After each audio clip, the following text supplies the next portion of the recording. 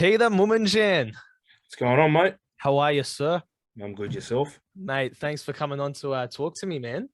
Mate, thank you for having me. Well, ladies and gentlemen, welcome to another episode of Talk to Me, the show where I get my friends to talk to me. Today, I have Peter. He is one of my best mates. He's one of my closest mates. We spend a little bit too much time together. That's true. Unfortunately for him, has been on the receiving end of a couple of emergency calls for me over the past 2 years. That's true. So let me thank you online for that, mate. I appreciate it. Mate, no worries. No problems at all. Well, mate, I just wanted to get you on and just have a chat, man, see where this takes us. Yeah. First off, let me ask you, have you seen any of these episodes yet? Have you seen any of the Talk to Me episodes? I would like to say yes and lie to you, but unfortunately, I haven't seen any of them. So you haven't seen any? Haven't seen any. Didn't know they were on. I thought maybe they'll be on Facebook. Didn't see them on Facebook. Didn't Well, see they are on Facebook. Oh, well, there you go. Didn't see them on Facebook either. Well, then let me ask you, have you subscribed to our channel at all? Most definitely have not. This is a great start, mate. Great start to your episode. It sure is. Well, mate, I just wanted to talk to you because, well, as I said, you're my best mate, but I guess there's a lot that people don't know about you or people don't know that you're involved in. Yep. First off, let me ask you, where'd you grow up? What was your childhood like? Childhoods, grow up. So started off growing up in Campbelltown. Started off in Eds. Went to school there till year 2. So I went to Bradbury, the primary school. Went there till year 2. From there, moved to Wetherill Park. So been in Wetherill Park for the past 24 odd years, 23 odd years. Finished all my schooling here. Went to Governor Phillip King High School. Went to Governor Phillip King Primary School, Bosley Park High School, and then graduated. And yeah, now I live in the Wetherill Park, Bosley Park area. And what do you do for a living right now? I'm a territory manager for Schweppes Australia, or Asahi. Nice. They do a lot of different products: Coolidge, Pepsi Max, Pepsi, Mountain Dew, all that type of stuff there. Okay, nice. And you obviously attend church with me. Why don't you tell the people what you do at church? Yeah. Mate, we're at church 24/7, aren't we? Yeah, pretty much. Monday nights we're running a class. I was there, and then we got Bible studies and all that type of stuff, and prayer meeting and all that. But no, church is good. Grown up at church, been there for my whole life. I'm 32, so I was born into the church. My parents were the first to get married in the church, which was pretty cool. So they came from overseas. They came to Australia looking for an Arab church, and they found the Arab church, and yeah. And then I've been in here ever since. Me and my brothers. One of my brothers goes to a different church now, but me and my other 2 brothers are still in this church, so it's going good. And how'd you become a Christian? You've probably told me the story a couple of times, but honestly, I've forgotten it. No, it's all good, mate. All good. We were in Sunday school back when we were in Croydon Park. So we're in Croydon Park Church. We're in Sunday school with Auntie Lothi's class, and that week she wasn't there, so we got put into the class of Auntie Abir. And the lesson was about how if you're not a saved child of God, if you're not a child of God, then God can't protect you with his umbrella. The Satan's going to attack you, things going to happen to you, and there's this whole bunch of stuff that's going to happen. And God, you can't turn to God, or you can't go to him because you're not one of his children. And she used the analogy of there's an umbrella. If you're not under God's umbrella, then basically the devil can do whatever he wants to you.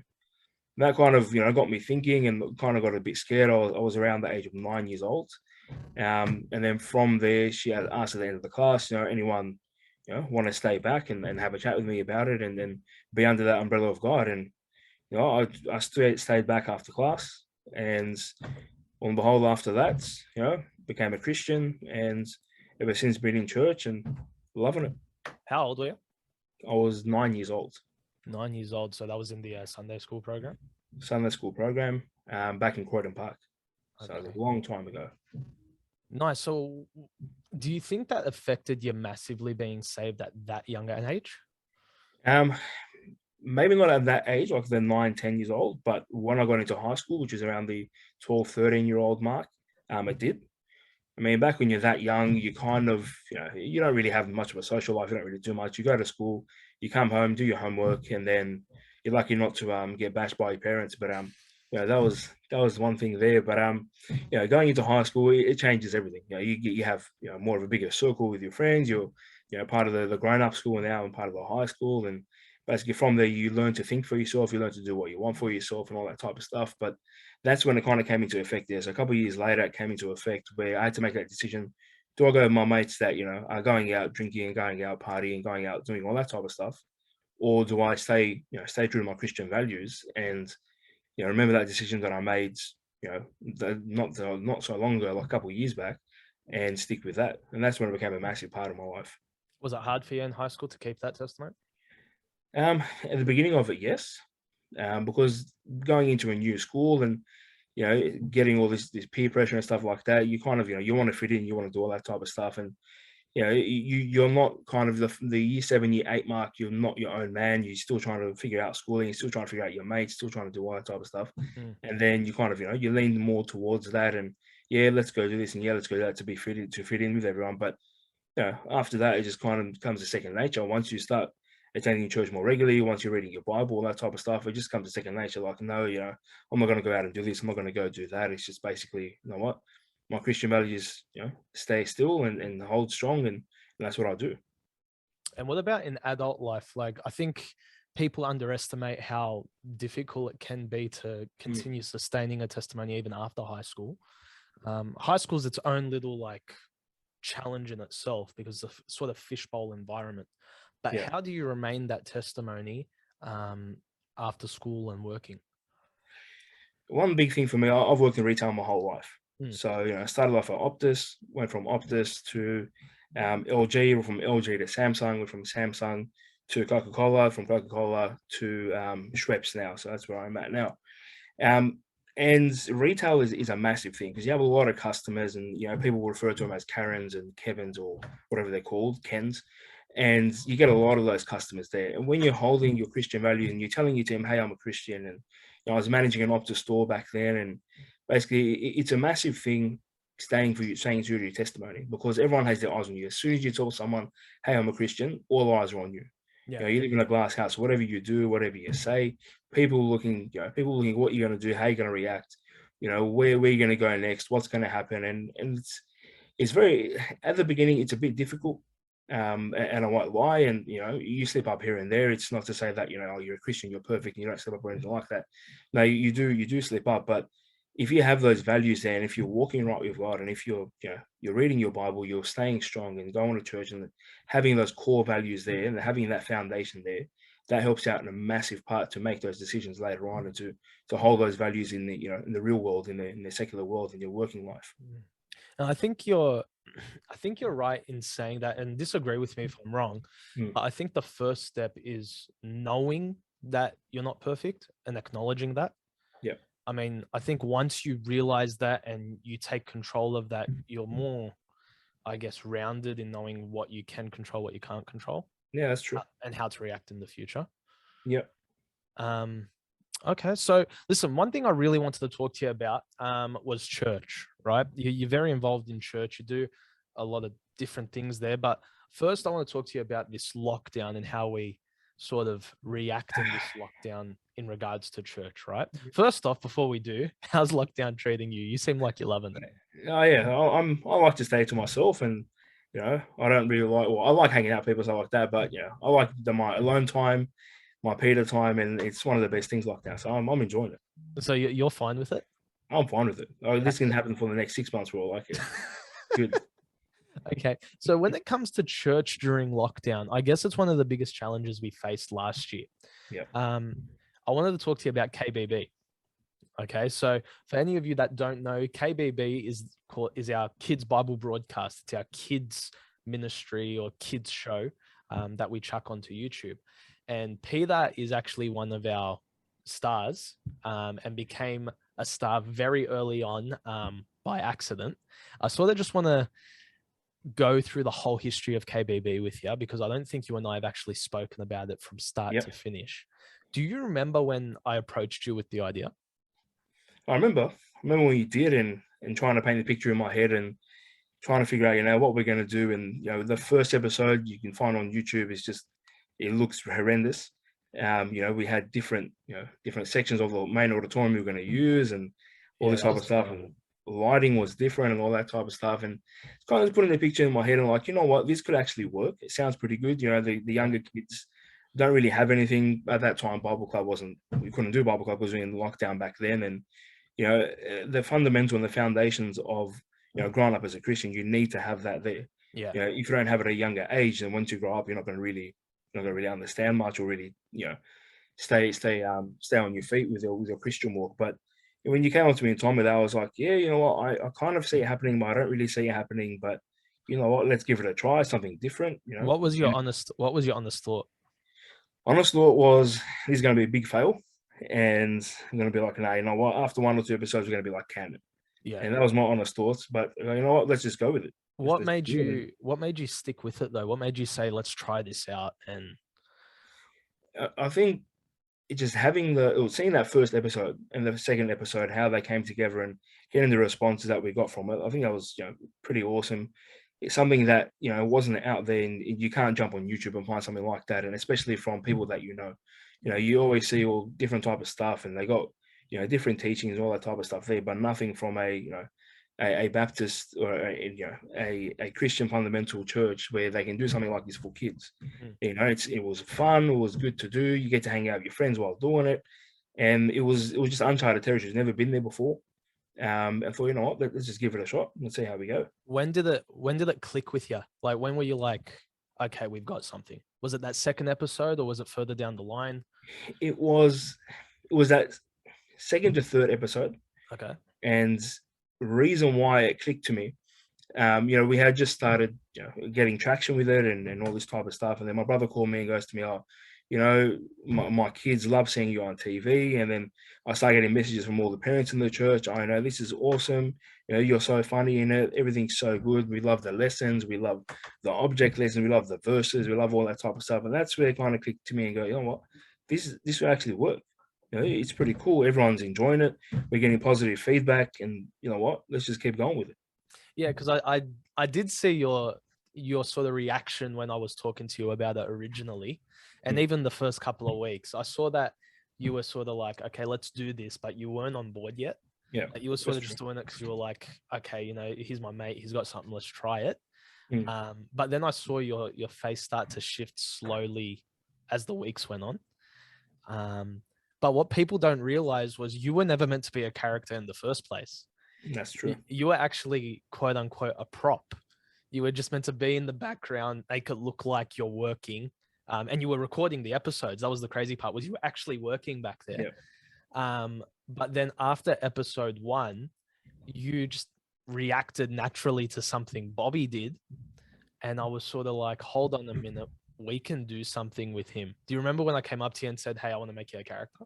Yeah, I remember that. And then I was thinking, okay, it sounds a bit weird, but like I'm not one to act or one to do anything. I'm happy to do the recordings and all that type of stuff. But you know what? Let's go ahead. Let's do it.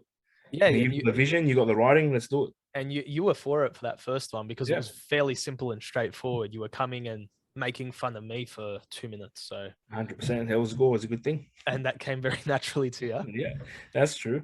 And then the character of Peter sort of became a thing. It became probably the most talked about thing from the episode. Do you remember the response from that first one? I remember the response. I remember, people coming up, people messaging me saying, because, it was during COVID, so we couldn't really, interact with each other or really, go talk to people one-on-one or anything like that. But I was getting messages from, people that I speak to, but not on a regular basis. They're saying, you were so good in it and you were so funny. And I was like, okay, I didn't really do much, but you know what? I'll take the credit. Thank you. It's all for Ray. It's all from Ray, but you know what? I'll take it. But I think that was pretty cool. The first 2 episodes, when that started to happen, I was like, you know what? We can do something with this, definitely. And then it just started evolving from there, because I think it was at that point, once everyone started jumping on board, I think it was about episode 5 or maybe 6. Yeah. People started jumping on board and actually catching on to what we were doing. Everyone started throwing in their ideas. But I think people underestimate how much you actually do in the background. Like, ladies and gents, he does do the whole Peter character and do something stupid in the background, but all the sound equipment, all the video equipment, all that sort of stuff is run by him. So without him, we actually don't have a show. And I think that was the cool part, was being able to utilize you in the background, but actually have you do stuff in the episode as well, even though like you said, you never acted or did anything like Yeah, that that's before. true. What do you think of it now? It's been a year and a bit since we started KBB. Yeah. And then when lockdown finished the first time, we were sort of like, okay, that's it. End of KBB. We're not going to do this anymore. Mm. But then we decided to continue it. What were your thoughts when we went down that route? Well, the first initial thing, like, once you do something for a while, and during lockdown, 10 odd weeks, 11 odd weeks, 14. or 14 weeks, We there you did go. 14 episodes in a row. 14 episodes in a row, every Saturday, going there, setting up, doing what you need to do, hanging out with the people there, making sure everything is right. And, you kind of, you grow to love it. And when we got to that last episode, we're like, oh, okay, we're coming back to normal. And then we're going to stop. I was like, oh, okay, well, I get my Saturdays back on, like, mornings and other. That's a good thing. But, what do I do with it now? I've got ministry and stuff that's going to come back. But, like, I'm so used to KBB, and it grows on you. So I think, we all kind of went down that route, like, kind of far out. It's been 14 weeks, and now we're like, what do we do now? Like, we've reached so many of the, not just the kids, the adults as well. You get so much feedback from the younger kids to the adults, and like, this is so good. We're learning so much from it. I made my kids, take out words from the verses so they can learn them and stuff like that. And you kind of, you're like, well, this is something that God uses. This is something that God can use, and it just came from a simple thought of, hey, let's do this for the younger kids because Bible Club is out. Yeah. God's giving you the brain to write stuff like this, and God's giving you the brain of, acting and stuff like that, and it kind of grew on you. And then when we said, okay, this is the last one, I was like, oh, all right. Like, I was excited but upset at the same time. And then, we were going to do the live performance, and then, that was pretty cool, and everyone was going to, see it live and what we're going to do. But then that fell through, and now we're kind of back at it. Where you got KBB during the school holidays, not every single week, but it's during school holidays, and you look forward to it. Like, I can't wait for it. Yeah, So, it sort of left a void there, eh? 100%. Like we were all exhausted from it because doing that 14 weeks straight, man, I just saw it on the team. It was like, how do you keep doing this? So we actually decided to cancel it. We were like, okay, we're done. But it didn't sit well with me, and it didn't sit well with Pete Fard, our ministry leader. Yeah. And we sat down, we talked about it. I said, listen, let me pray about it, see what I can do to make this work and make this a viable thing. They wanted us to do it monthly. I said, listen, it's not going to work out monthly because it's too much on the team. People have lives. It actually takes 10 hours to put one of these things together. Yeah. So we thought about it even more. And then we were like, okay, what if we brought it back on school holidays? And the reason for that was, man, I wanted to cancel it and be done with it and just move on. But God just didn't let me sit. It didn't sit right. It didn't sit well. And so when we chose that idea, we started doing it, and then we got locked down again. And thankfully, the second episode we did for the school holidays was the first week of lockdown. So we were sweet there. Yeah, that's true. And now we're continuing it. Do you see more value in it now than last year? Definitely. Yeah. I think along with, like, when we first start off, you don't have that many people on board. They get excited, like, oh, I know this is, it's something new, something different. Yeah, let's watch it. But then as weeks go on, and this is with with every show, with every whatever it is from there, every sitcom, whatever it is, the more you watch, the more invested you get into it. Yeah. And you're like, I can't wait for next week. I can't wait for the next episode. So I think a lot more people now, they're waiting for the school holidays, and especially the kids, waiting for the school holidays to see what's going to happen. Are they going to release one? Not going to release one? What's going to happen? What's going to happen in this one? What story they're going to do? What verse are they going to teach? What's so it's kind of gets a lot more anticipation from the crowd. So you look forward to it a lot more than what it was at the beginning, because at the beginning you kind of like, I know we might get maybe 10 views, maybe 15 views. Yeah. But then all of a sudden you're hitting the 100 view mark, and like, oh wow, that's pretty cool. Like, for something that you're sitting there doing with your mates and you enjoy doing, then it's a pretty cool thing to get that many views. The thing that freaked me out was seeing kids rewatch episodes.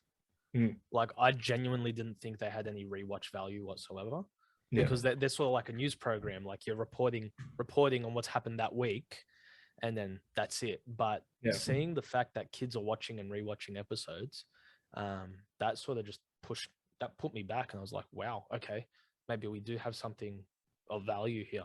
Yeah. But one thing that kind of, it kind of got me to keep going was probably around the, maybe that eight episode mark. And, I was there, and sorry, not 8 episodes, it was the 12th episode. I remember that. And I was, with my job, I'm always on the road. I'm going to different customers and selling in drinks and making sure they comply with their contracts. But I was at Roselane Shopping Centre, and this was, starting to get out of the whole lockdown and all that type of stuff. So places were opening more and more, and people were starting to come out and all that type of stuff. And remember, I was sitting there, I was doing some work just on my lunch break, and I was sit there in the food court for the Roselane Shopping Centre, and then that's on a Thursday. And on the Friday, I'll rock up to church, and one of the parents comes up to me, and she taps me on the shoulder. I'm like, "Oh, hey, how are you?" She goes, "Oh, my kid saw you yesterday at Roselane's." I go, "Why did you come up to me and and say hi to me?" And she goes, "Oh, they thought you were too busy doing KBB stuff, so they didn't want to bother you." I go, "No, I was just doing some work." I go, more than work, they go, they're so excited for it. They can't wait for Saturday, on Sunday to see what's going to happen. And just seeing the kids like that, and they're like, oh wow, we get to see people that are at church are actually doing something for us and actually care for us. They're not doing it, out of their own selfish pleasure or whatever, doing it on their own accord. They actually like us enough to do something like this. So that's what kind of keeps you going, just seeing that, actually, doing something for God and God's using it in ways that you never thought it would be used. And it's different, eh? Like it's Yeah. it's not something that you wake up one day and be like, oh yeah, I'm just gonna film a YouTube show. That's true. How do you get into the character of Peter? What is it that you do? How do you sort of come up with the ideas you come up with? I sort of want to give people a little bit of a peek behind the scenes.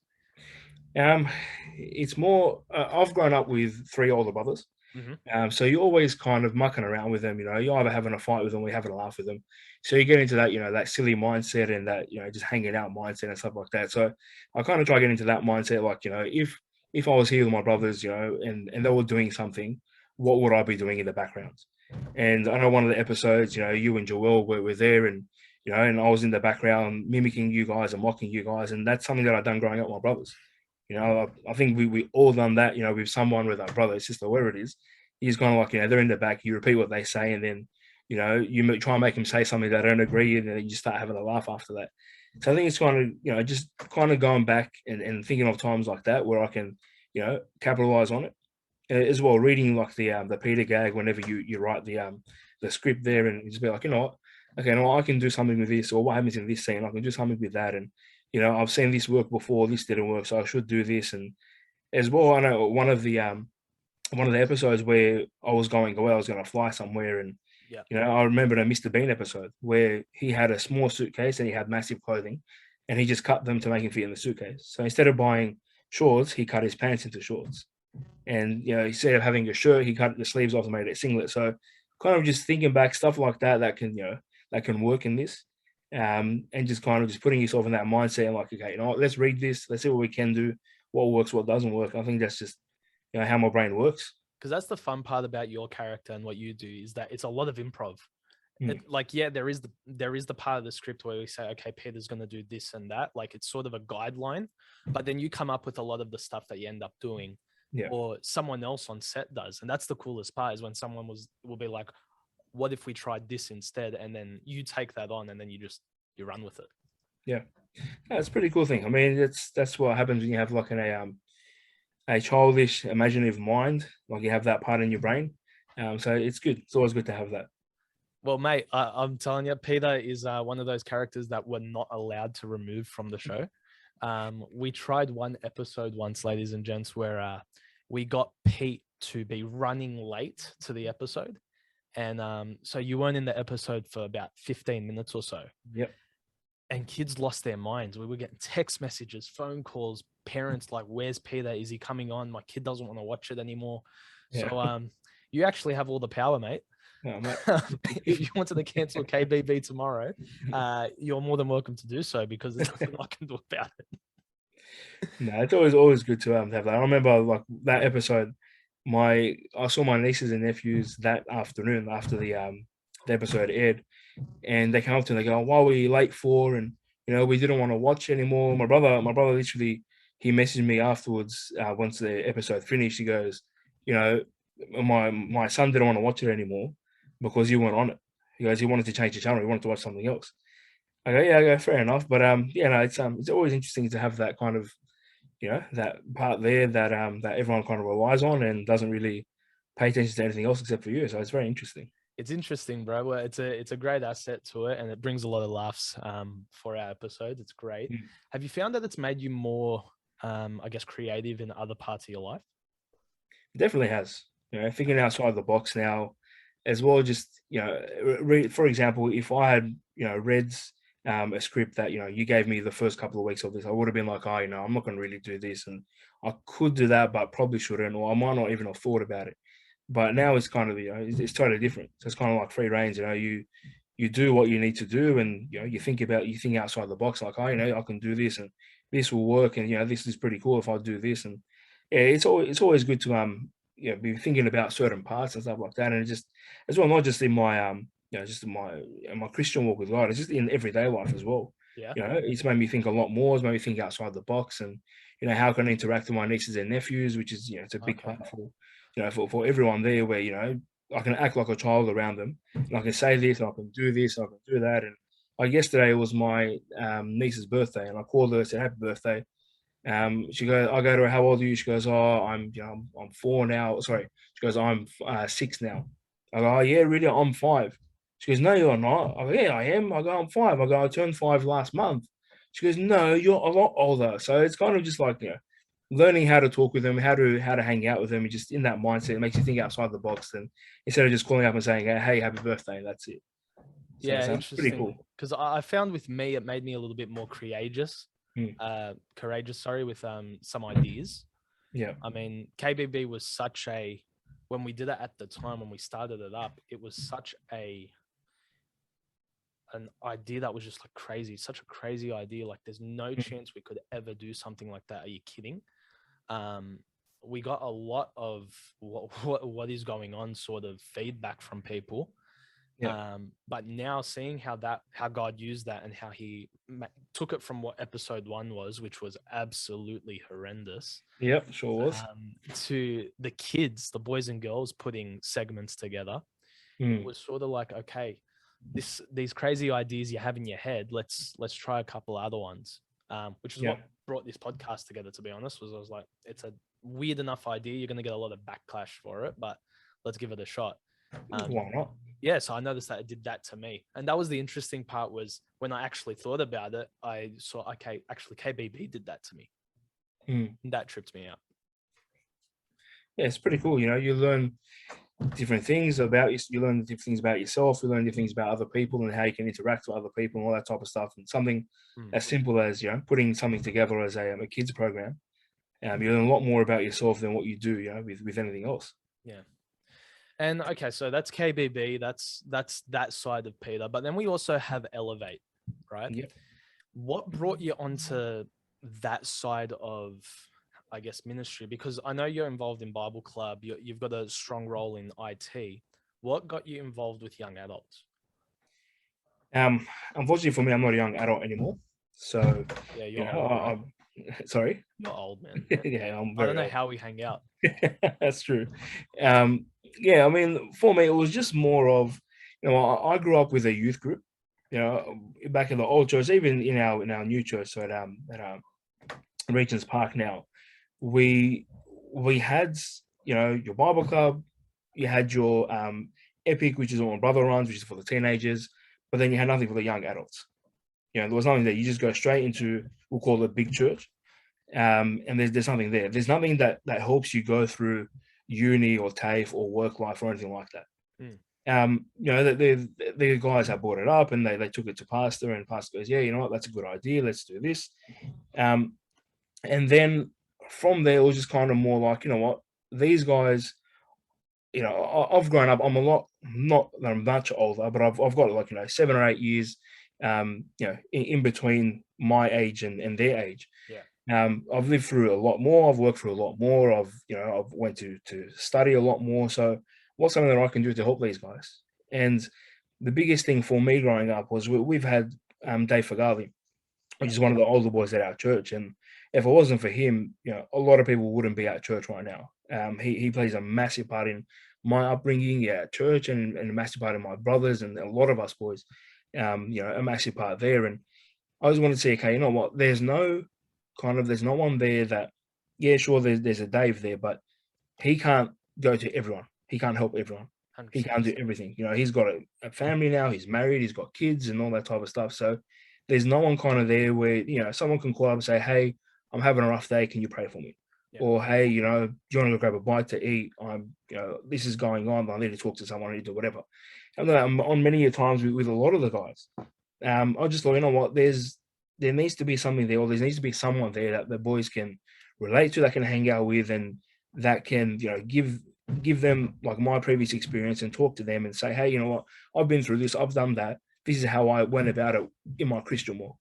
It was all about passing on what my knowledge and what I've been through for Christian walk, as opposed to, you know, worldly advice or anything like that. So that was one big reason why I kind of got into Elevate, is to help out the younger generation and things that I've lived in, things that I've done, things that I've work life and all that type of stuff, and just passing on my if you want to call it wisdom and knowledge to them, to help them out in the parts that I failed, in the parts that I struggled with, to help them out.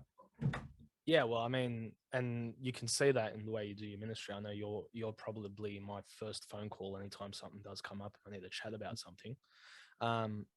But in Elevate itself, how do you find yourself relating, getting involved with the younger guys? I mean, there's a 9-year gap between you and I, but some of the guys that you're talking to and helping out are a lot younger than that. Yeah, it's true. I think for me, going back to it, you need to have someone there that you can kind of talk to, and it doesn't have to be about Christian stuff. It doesn't have to be about the Bible. It doesn't have to be about God or anything like that. It can just be let's just talk about a movie. Let's talk about I like my gaming. I like playing my PS5, PS4, whatever it is, Nintendo Switch, whatever it is.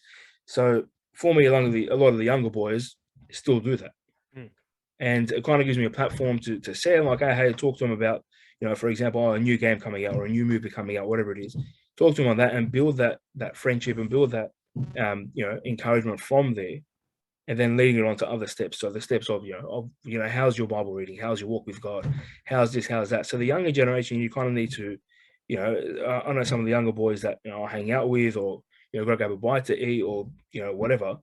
There's about, 14 years difference. Yeah. And with those guys there, you need to find that platform there to kind of, help them out with and talk to them about it, and then build on that. If there's no relationship, there's no friendship, there's nothing like that, then they're not going to listen. So you need to be able to talk to them about that. And that's, I kind of found myself, I still have the same, likes and the thought process and stuff as that as the younger generation. And that's why I can relate to them. And just talking to them about a simple thing first, and then building it up from there, and then saying, "Hey, what did you read today in the Bible, or how's your Bible reading?" Something like that later on is a massive step. Having that foundation there. And the thing is, with people now, everything is about they want to be accepted. Everything is they want to talk to people, they want to do all that type of stuff. I love my alone time. I love me being by myself. I love being in my room, and all that type of stuff. But everyone now, this day and age, wants to be accepted by everyone, and wants to be cool and all that type of stuff. Yeah, it's and a different generation now. definitely is, Different mindset. definitely is. And if you give someone an ear, and the most precious thing you ever give to someone is time. Yeah. You can give someone money, you can buy them gifts, you can do whatever you want to show them that you love them and that you want to hang out with them and stuff like that. But time is the biggest thing, because you can never get time back. You give time to an 18, 19, 20-year-old, and they're like, "Oh, far out. This guy that's 32 years old is giving up his time. He could be, working, he could be doing whatever, could be in ministry, could be doing all that type of stuff, but yet he's having, is putting apart that time for me to come hang out with me, to come talk with me." And that's a massive thing that I kind of, I like to give to the younger generation, because sometimes they don't get that. Sometimes they don't get that from their own friends, let alone one of the older boys. And they're like, "Oh, you know what? If I'm accepted by the older boys, then maybe I can get through this. Maybe I can do this." Yeah, well, I know that was the game changer for me when I was growing up in church. I mean, I always say it was the boys that kept me in church. You know what I mean? Like, don't get me wrong. There was my relationship with God. There was the fact that I wanted to do right by him. But a massive encouragement for me to stay in church was the boys, and just seeing how they cared for me, even though I was so young. I grew up very much an introvert, also grew up not really knowing whether or not people actually wanted me around. So when the older boys gave me that attention and gave me that love, it sort of showed me, okay, wow, you know, there is someone out there that does want me around, that does want my opinion on stuff. You know what I mean? I think I think we underestimate how big a deal it is for a younger person to share their opinion, and actually have it accepted by someone that's older than them. That's true. Yeah, mate. Well, listen, before we wrap this up, question for you. If you had to tell Peter 10 years ago or something to take with him, what would you tell him? 10 years ago. Yeah, so you're what, 22? You're about my age. Yeah, 22 years old. 23. It's a good question. Probably for me, I've studied a lot in my life and done different things in my life. I've done building, I've done mechanics, I've done marketing, I've done all that type of stuff. But originally, when I left school, I wanted to become a electrician. Whether it was an auto electrician or just a general electrician, whichever from there. I didn't pursue it. I don't know why. I just kind of in my head, it was like, you know what? Maybe I was too fat to fit in the ceilings. Maybe could be a number of things. But I think I would tell myself, you know what, keep pursuing that, because if there's anyone listening and you're thinking of going to a trade but you're not too sure, always stick with the trade. The trades are never going to die, other than this lockdown that's kind of stuffed up everything, and this COVID that stuffed up everything, which is a once in a lifetime, virus or disease, whatever it is. But stick to a trade. Go get a trade. Go get your carpenter's license, your building license, your electrician license, whatever it is. Stick to it, and I'll tell myself, you know what, Peter, stick to this and continue to do it. That's all I'll tell myself. Well, mate, it was fun having the star of KBB on this. Thank you so much for doing it with us, man. You're not really on social media, are you, besides Facebook? Hey? Just on Facebook, yeah. All right, guys. Well, follow Pete on Facebook. Make sure you like and subscribe to our channel. Peter's promised me off air that he's going to subscribe right after this. We'll see how we go. Thanks a lot, mate. Thanks a lot, guys. Thanks for talking to me, bro. Thanks for having me, mate.